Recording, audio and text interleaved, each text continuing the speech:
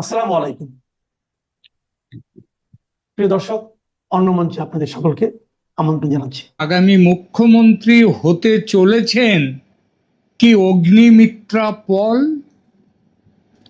আজ 6 মে, মানে গতকাল 6 মে দুপুরে চার্টার্ড ফ্লাইট ধরে তিনি পৌঁছে গেছেন দিল্লি, স্বরাষ্ট্রমন্ত্রী অমিত শাহের জরুরি ডাক পেয়ে। বাজারে জোর খবর, আরএসএস এর পছন্দ নাকি অগ্নিমিত্রা মুখ্যমন্ত্রী হিসেবে। অথচ শুধু বঙ্গবাসী নয়, অমিত শাহ ও নরেন্দ্র মোদীর প্রথম পছন্দ, বলতে গেলে একমাত্র পছন্দ, শুভেন্দু অধিকারী। যেমনভাবে অসমে মুখ্যমন্ত্রী হয়েছেন হিমন্ত বিশ্ব শর্মা, কিন্তু শুভেন্দুতে নাকি সংঘের তীব্র আপত্তি। অথচ পশ্চিমবঙ্গের মতো তীব্র রাজনৈতিক সমস্যা সংকুল রাজ্যে মুখ্যমন্ত্রী হতে পারেন একজন তুখোড় রাজনৈতিক ব্যক্তি ও দক্ষ প্রশাসক। অগ্নিমিত্রা পলের যে যোগ্যতা একেবারেই নেই। উত্তরপ্রদেশে যোগী আদিত্যনাথকে প্রথমবার মুখ্যমন্ত্রী করতে চায়নি আরএসএস, কিন্তু আদিত্যনাথের গণভিত্তি এবং তার নেতৃত্বের প্রতি আস্থা এত এমএলএর ছিল এবং বিজেপির ছিল যে আরএসএস তাকে না চাইলেও যোগী আদিত্যনাথ উত্তরপ্রদেশের মুখ্যমন্ত্রী হয়েছিলেন। বিজেপির বিরোধিতায় আরএসএস সেদিন সফল হয়নি। অগ্নিমিত্রা পলকে মুখ্যমন্ত্রীর চেয়ারে বসাতে আরএসএস এর যে কথা বাজারে চলছে, প্রচার হচ্ছে, সেটা কি সফল হবে? আরএসএস কেন শুভেন্দু অধিকারীর বিরোধিতা করছে, এই পুরো বিষয়টি নিয়ে এখনকার প্রতিবেদন। নমস্কার, ক্যালকাটা ডায়ালগস থেকে মনোজ দাস বলছি। পশ্চিমবঙ্গের রাজনীতিতে কি বড়সড় পালাবদলের প্রস্তুতি শুরু হয়ে গেল? গতকাল 6 মে দুপুরে বিজেপি নেত্রী অগ্নিমিত্রা পল দিল্লি পৌঁছেছেন চার্টার্ড ফ্লাইটে। বলা হচ্ছে স্বরাষ্ট্রমন্ত্রী অমিত শাহের জরুরি ডাক পেয়েই তিনি দিল্লি গিয়েছেন। আর এই খবর সামনে আসতেই রাজনৈতিক মহলে জল্পনা শুরু হয়েছে, তাহলে কি পশ্চিমবঙ্গের আগামী মুখ্যমন্ত্রী হিসেবে অগ্নিমিত্রা পলকে ভাবা হচ্ছে? শুনতে চমকপ্রদ, কিন্তু প্রশ্ন হলো, এটা কি বাস্তব সম্ভাবনা নাকি কেবলমাত্র রাজনৈতিক গুঞ্জন? কারণ বাংলার বিজেপির ভেতরে বহুদিন ধরেই একটি অদৃশ্য টানাপোড়েন কাজ করছে। একদিকে রয়েছেন শুভেন্দু অধিকারী, আজকের দিনে বিজেপির সবচেয়ে আক্রমণাত্মক, সবচেয়ে দৃশ্যমান এবং তৃণমূলের বিরুদ্ধে সবচেয়ে লড়াকু মুখ। অন্যদিকে সংগঠনেরই আবার একাংশের কাছে প্রশ্ন আছে, শুভেন্দু কি সত্যি এমন নেতা যাকে আগামী মুখ্যমন্ত্রী প্রজেক্ট করা নিরাপদ? তার শক্তি যতটা বড়, তার বিরুদ্ধে আপত্তিও নাকি ততটাই গভীর। আর এখানেই সামনে আসছে অগ্নিমিত্রা পলের নাম। কিন্তু আসল প্রশ্ন হলো, অগ্নিমিত্রা পলকে কি সত্যি পশ্চিমবঙ্গের মতো জটিল, সংঘাতপূর্ণ, প্রশাসনিকভাবে চ্যালেঞ্জিং একটি রাজ্যের মুখ্য মুখ হিসেবে তুলে ধরা সম্ভব? এই ভিডিওতে আমরা 3টি বড় প্রশ্নের উত্তর খুঁজব। প্রথমত, অগ্নিমিত্রা পলকে ঘিরে হঠাৎ এই জল্পনা কেন? দ্বিতীয়ত, শুভেন্দু অধিকারীকে নিয়ে আরএসএস এর আপত্তির সম্ভাব্য কারণগুলো কি?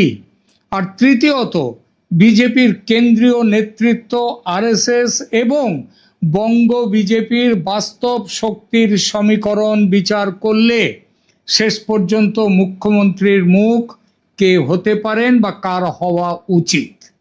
চলুন শুরু করি একেবারে গোড়া থেকে। দিল্লির ডাক বার্তা কতটা বড়? দেখুন, ভারতীয় রাজনীতিতে দিল্লির ডাক কখনোই শুধু মিটিং নয়, বিশেষ করে যদি তা মন্ত্রিসভা গঠনের প্রস্তুতির ঠিক আগে ডাকটা আসে, এবং যদি সেই ডাকের যাত্রা নিয়ে জরুরি শব্দটি ছড়িয়ে পড়ে, কারণ চার্টার্ড বিমানে চলে গেছেন, সুতরাং জরুরি শব্দটা ছড়িয়ে পড়েছে খুব স্বাভাবিকভাবে, তাহলে রাজনৈতিক ব্যাখ্যা তৈরি হবেই। অগ্নিমিত্রা পলের দিল্লি যাওয়া তাই নিছক রুটিন সফর হিসেবে দেখা হচ্ছে না। অগ্নিমিত্রা পল বিজেপির মধ্যে পরিচিত মুখ। তিনি আক্রমণাত্মক বক্তা, মিডিয়ায় সাবলীল, শহুরে মধ্যবিত্তের কাছে গ্রহণযোগ্য ইমেজ তৈরির চেষ্টা করেছেন, চেষ্টা আছে তার, এবং নারী নেতৃত্বের প্রতীক হিসেবেও তাকে তুলে ধরা যায়। বিজেপি যদি বাংলায় নতুন মুখ, সফট ইমেজ বা আক্রমণাত্মক কিন্তু কম বিতর্কিত কোনো মুখ খুঁজে থাকে, তাহলে অগ্নিমিত্রা পলকে পরীক্ষামূলকভাবে সামনে আনার কথা ভাবাই যায়। কিন্তু এখানে সমস্যাও আছে। পশ্চিমবঙ্গের মুখ্যমন্ত্রী হওয়া মানে শুধু ওই টিভি ডিবেটে যাওয়া নয়, টিভি ডিবেট জেতা নয়। এটা প্রশাসনিক দক্ষতা, জোট সমীকরণ বোঝা, আমলাতন্ত্রকে নিয়ন্ত্রণ করা, আইন শৃঙ্খলা সামলানো এবং জেলার স্তরে সংগঠনকে এক সুতোয় বাঁধার প্রশ্ন, এবং লড়াইয়ের ময়দানে তৃণমূলের সাথে কংগ্রেসের বিরুদ্ধে, সিপিএমের বিরুদ্ধে, এদের বিরুদ্ধে লড়াই করা। বাংলার রাজনীতি কেবল কলকাতা কেন্দ্রিক নয়, এখানে উত্তরবঙ্গ, জঙ্গলমহল, রাঢ়বঙ্গ, দক্ষিণবঙ্গ, সীমান্ত জেলা, সংখ্যালঘু অধ্যুষিত অঞ্চল, অনুপ্রবেশের সমস্যা ইত্যাদি প্রত্যেকটার আলাদা বাস্তবতা আছে। এই জায়গায় অগ্নিমিত্রা পলের অভিজ্ঞতা ভীষণভাবে সীমিত। তিনি হতে পারেন একজন দৃশ্যমান নেত্রী, কিন্তু এখনো পর্যন্ত তাকে কোনো প্রশাসনিক ক্ষমতায় প্রয়োগে তাকে দেখা যায়নি। বাংলার মতো সংঘর্ষময় প্রদেশে মুখ্যমন্ত্রী পদপ্রার্থী হিসেবে তাকে গ্রহণ করাতে গেলে বিজেপিকে শুধু প্রচার নয়, বিশ্বাসযোগ্যতার লড়াইটাও জিততে হবে। তাহলে প্রশ্ন ওঠে, আরএসএস কেন আগ্রহী হলো অগ্নিমিত্রা পলের ব্যাপারে? এই প্রশ্নটা সবচেয়ে গুরুত্বপূর্ণ। কেন আরএসএস এর একটা অংশ, পুরো অংশ নয়, একটা অংশ অগ্নিমিত্রার মতো নাম নিয়ে ভাবতে পারে? এর উত্তর খুঁজতে গেলে আগে বুঝতে হবে আরএসএস আর বিজেপি এক নয়। তাদের লক্ষ্য এক হতে পারে, কিন্তু অগ্রাধিকার সবসময় এক থাকে না। বিজেপি যেখানে নির্বাচনে জেতার উপযোগী, উইনেবল ফেস, জেতার মতো মুখ যিনি জিতিয়ে দিতে পারেন খোঁজে, সেখানে আরএসএস অনেক সময় দীর্ঘমেয়াদী সংগঠনগত স্থিতি, আদর্শগত শৃঙ্খলা এবং ক্ষমতায় গেলে কাকে নিয়ন্ত্রণ করা সহজ, এই প্রশ্নও মাথায় রাখে। এই দৃষ্টিকোণ থেকে দেখলে শুভেন্দু অধিকারীকে নিয়ে আরএসএস এর অস্বস্তির সম্ভাব্য কয়েকটি কারণ থাকতেই পারে। প্রথম কারণ, শুভেন্দু অধিকারী মূলত বিজেপির নিজস্ব ক্যাডার থেকে উঠে আসা নেতা নন। তিনি তৃণমূল থেকে, তার আগে কংগ্রেসে থেকে, তারপরে তৃণমূল থেকে এসেছেন এবং নিজের সঙ্গে একটি আলাদা রাজনৈতিক নেটওয়ার্ক, ব্যক্তিগত অনুসারী গোষ্ঠী এবং পারিবারিক প্রভাব নিয়ে এসেছেন। আরএসএস এর একটি অংশের চোখে এই ধরনের নেতা কখনো পুরোপুরি সংগঠনের হয় না, বরং যার সমঝোতার নেতা হয়। দ্বিতীয় কারণ, শুভেন্দুর রাজনীতি অত্যন্ত ফলমুখী, অর্থাৎ এই ফল আমাকে পেতেই হবে। ওই যে নিষ্ফল ফলের আশা করো না, লড়াই করে যাও, এটা শুভেন্দুর মত নয়, পথ নয়। শুভেন্দুর মত ও পথ হলো সংঘর্ষ প্রবণ। নির্বাচনে এটা শক্তি হতে পারে এবং শক্তি অবশ্যই, কিন্তু সংগঠনগত দিক থেকে অনেকের কাছে এটা আবার ঝুঁকির। কারণ এই ধরনের নেতার উত্থান হলে দলীয় কাঠামোর ওপর ব্যক্তিকেন্দ্রিক প্রভাব বাড়ে। আরএসএস বরাবরই ব্যক্তিগত কেন্দ্রিকতার বদলে শৃঙ্খলাবদ্ধ সংগঠনকে বেশি গুরুত্ব দেয়। তৃতীয় কারণ, বাংলার বিজেপির পুরনো কর্মী ও আরএসএস ঘনিষ্ঠ অংশের একাংশের মনে এখনো প্রশ্ন আছে, দল বহু বছর লড়াই করলো আর ক্ষমতার মুখ হয়ে উঠলেন এমন একজন যিনি কয়েক বছর আগেও প্রতিপক্ষ শিবিরে ছিলেন। এই মানসিক দ্বন্দ্ব বাস্তব, প্রকাশ্যে না এলেও ভেতরে ভেতরে তা কাজ করতেই পারে। চতুর্থ কারণ, শুভেন্দু অধিকারীকে মুখ্যমন্ত্রী মুখ করলে বিজেপি হয়তো তৃণমূল বিরোধী ভোটে বেশি আগ্রাসী হবে, কিন্তু একই সঙ্গে তৃণমূলের বিরুদ্ধে তুমি আর আমি একই ধরনের পাল্টা প্রচারের সুযোগও বাড়বে। অর্থাৎ বিজেপি যদি নৈতিক বিকল্প হিসেবে নিজেকে তুলে ধরতে চায়, সেখানে শুভেন্দুর অতীতকে তৃণমূল লাগাতার আক্রমণের অস্ত্র করতে পারে এবং করবে। কিন্তু বিজেপির শীর্ষ নেতৃত্ব কি শুভেন্দুকেই বেশি পছন্দ করে? এখানে ছবিটা জটিল হয়ে যায়। অমিত শাহ এবং নরেন্দ্র মোদীর রাজনৈতিক স্টাইল দেখলে বোঝা যায় তারা আদর্শগত শুদ্ধতার চেয়ে নির্বাচনী কার্যকারিতাকে অনেক বেশি গুরুত্ব দেন। যে রাজ্যে যে নেতা জিতিয়ে আনতে পারে, কেন্দ্রীয় নেতৃত্ব তাকেই প্রাধান্য দেয়। অসমে হিমন্ত বিশ্ব শর্মা তার বড় উদাহরণ। তিনি কংগ্রেস থেকে এসে বিজেপির সবচেয়ে বড় কার্যকর মুখে পরিণত হয়েছেন।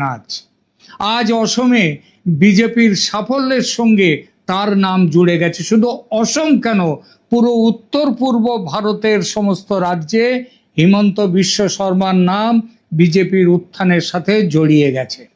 বাংলাতেও শুভেন্দুকে সেই মডেলে দেখার চেষ্টা করে আমাদের কেন্দ্রীয় সরকার, কেন্দ্রের বিজেপি। তিনি তৃণমূলের ভিত জানেন, মমতা বন্দ্যোপাধ্যায়ের রাজনৈতিক স্টাইল বোঝেন, জেলা পর্যায়ে নির্বাচনী লড়াইয়ের অভিজ্ঞতা আছে এবং বিজেপির মধ্যে তার মতো ধারালো বিরোধী মুখ এবং গণভিত্তি থাকা মুখ আর কেউ নেই। নন্দীগ্রামে মমতাকে হারানোর পর ভবানীপুরেও তাকে হারিয়েছেন এবং তার গুরুত্ব, তার ওজন আরো বেড়েছে কেন্দ্রীয় নেতৃত্বের কাছে। তাই শুভেন্দু অ্যাসেট, তিনি ভোট টানতে পারেন, মিডিয়া স্পেস দখল করতে পারেন এবং তৃণমূলের বিরুদ্ধে সরাসরি লড়াইয়ে নামতে পারেন। বিজেপির দৃষ্টিতে এটা আদৌ ছোট বিষয় নয়।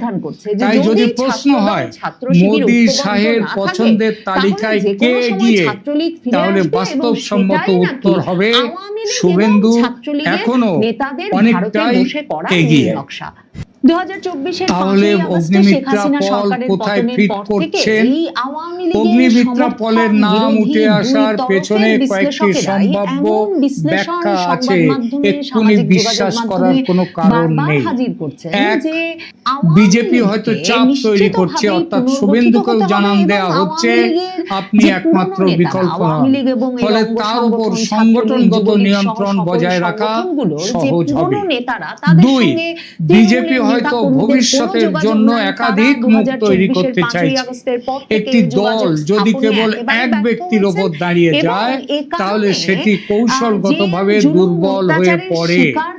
অগ্নিমিত্রা পল, সুকান্ত মজুমদার, দিলীপ ঘোষ, এমনকি শ্রমিক ভট্টাচার্য, সবাইকে বিভিন্ন সময়ে তুলে ধরা হয় এই কারণে। 3 নম্বর, নারী মুখের প্রশ্ন, একটা গুরুত্বপূর্ণ বিষয়।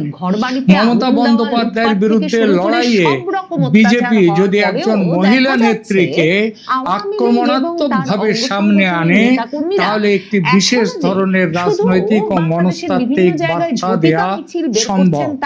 মহিলা নেতৃত্ব বনাম মহিলা নেতৃত্ব, অগ্নিমিত্রা এই ন্যারেটিভে